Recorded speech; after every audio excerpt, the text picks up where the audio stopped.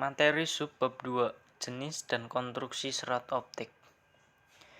Cahaya sebagai gelombang elektromagnetik. Komunikasi serat optik menggunakan daerah kerja antara 800 nm atau 2,25 m atau tidak tampak. Spektrum gelombang elektromagnetik diperlihatkan pada gambar di bawah ini. Cahaya sebagai transport energi. Cahaya sebagai transport energi terdiri dari foton-foton dalam bentuk partikel atau paket energi sesuai panjang gelombang.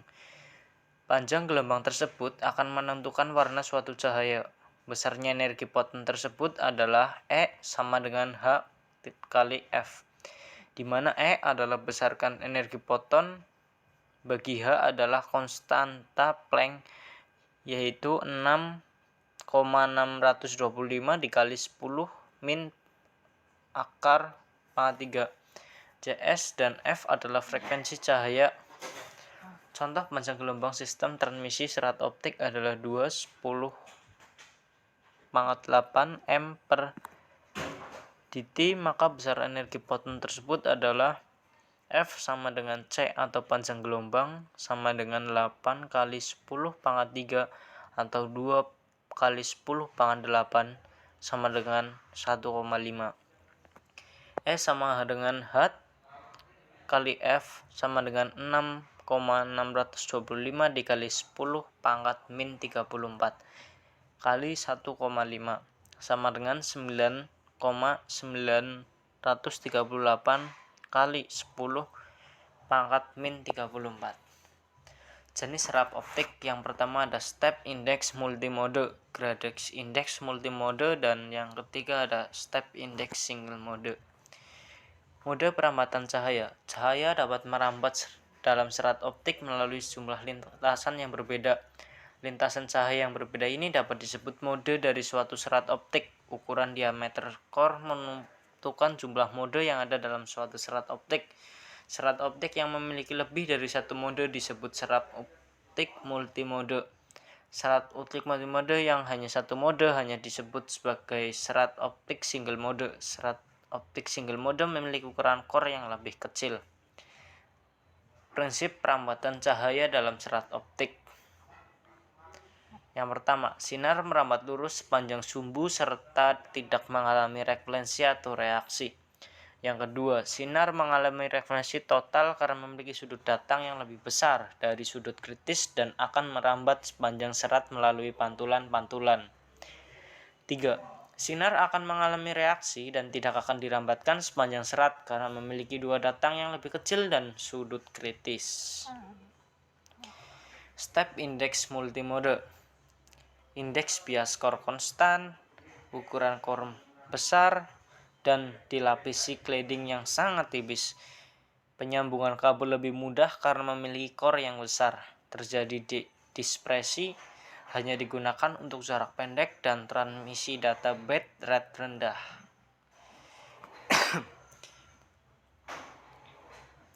Struktur serat optik. Ada susunan serat optik, struktur dasar serat optik, core atau inti, cladding atau lapisan, coating atau jaket. Core terbuat dari kursa dan kualitas sangat tinggi, merupakan bagian utama dari serat optik karena perambatan cahaya sebenarnya terjadi pada bagian ini. Memiliki diameter 2 ohm per 10 ohm. Ukuran core sangat mempengaruhi karakteristik serat optik. Ada cladding, terbuat dari bahan glass dan indeks bias lebih kecil dari core. Merupakan selubung dari core. Hubungan indeks bias antara core dan cladding akan dipengaruhi perambatan cahaya pada core. Mempengaruhi besarnya sudut kritis. Coating, terbuat dari bahan plastik, berfungsi untuk melindungi serat optik dan kerusakan. Jenis kode warna dan penanda kabel optik. Kabel serat optik berbeda dengan kabel metalik. Kabel serat optik ukurannya kecil, plus 3 cm dan lebih ringan sehingga instalasi kabel serat optik dapat dilakukan melalui beberapa span secara sekaligus. Panjang kabel serat optik dalam satu haspel biasanya mencapai 2 sampai dengan 4 km. Pada saat ini, untuk mengatasi keterbebasan kapasitas kabel tembaga, maka pembangunan junction menggunakan kabel serap optik jenis single mode. Ada dua jenis kabel optik, yaitu satu, pipa longgar atau lost tube. Serat optik ditempatkan di dalam pipa longgar atau lost tube yang terbuat dari bahan PBTP dan berisi jeli. Saat ini sebuah kabel optik maksimal mempunyai kapasitas 8 lost tube dari mana setiap lost tube berisi 12 serap optik.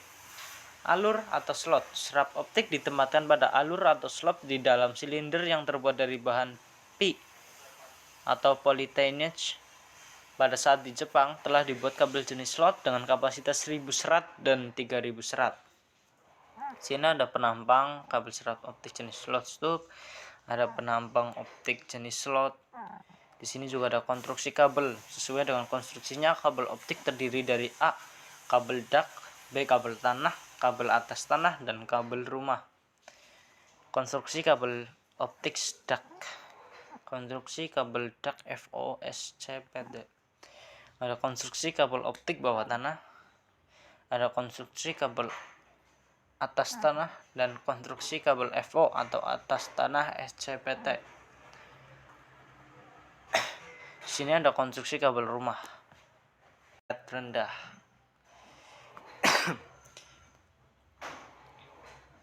Struktur serat optik. Ada susunan serat optik, struktur dasar serat optik, core atau inti, cladding atau lapisan, coating atau jaket. Core terbuat dari kursa dan kualitas sangat tinggi, merupakan bagian utama dari serat optik karena perambatan cahaya sebenarnya terjadi pada bagian ini. Memiliki diameter 2 ohm per 10 ohm. Ukuran core sangat mempengaruhi karakteristik serat optik. Ada cladding, terbuat dari bahan glass dan indeks bias lebih kecil dari core, merupakan selubung dari core. Hubungan indeks bias antara core dan cladding akan dipengaruhi perambatan cahaya pada core, mempengaruhi besarnya sudut kritis. Coating, terbuat dari bahan plastik, berfungsi untuk melindungi serat optik dan kerusakan. Jenis, kode warna, dan penanda kabel optik. Kabel serap optik berbeda dengan kabel metalik. Kabel serat optik ukurannya kecil, plus 3 cm dan lebih ringan, sehingga instalasi kabel serap optik dapat dilakukan melalui beberapa span secara sekaligus. Panjang kabel serap optik dalam satu haspel biasanya mencapai 2 sampai dengan 4 km. Pada saat ini, untuk mengatasi keterbebasan kapasitas kabel tembaga, maka pembangunan junction menggunakan kabel serap optik jenis single mode. Ada dua jenis kabel optik, yaitu satu, pipa longgar atau lost tube. Serat optik ditempatkan di dalam pipa longgar atau lost tube yang terbuat dari bahan PBTP dan berisi jeli. Saat ini sebuah kabel optik maksimal mempunyai kapasitas 8 lost tube dari mana setiap lost tube berisi 12 serap optik. Alur atau slot. Serap optik ditempatkan pada alur atau slot di dalam silinder yang terbuat dari bahan P atau polytennage. Pada saat di Jepang telah dibuat kabel jenis slot dengan kapasitas 1000 serat dan 3000 serat. Sini ada penampang kabel serat optik jenis slot tube, ada penampang optik jenis slot. Di sini juga ada konstruksi kabel. Sesuai dengan konstruksinya, kabel optik terdiri dari A, kabel dak, B, kabel tanah, kabel atas tanah, dan kabel rumah. Konstruksi kabel optik dak. Konstruksi kabel dak FOSCPD. Ada konstruksi kabel optik bawah tanah, ada konstruksi kabel atas tanah, dan konstruksi kabel FO atau atas tanah SCPT. Di sini ada konstruksi kabel rumah.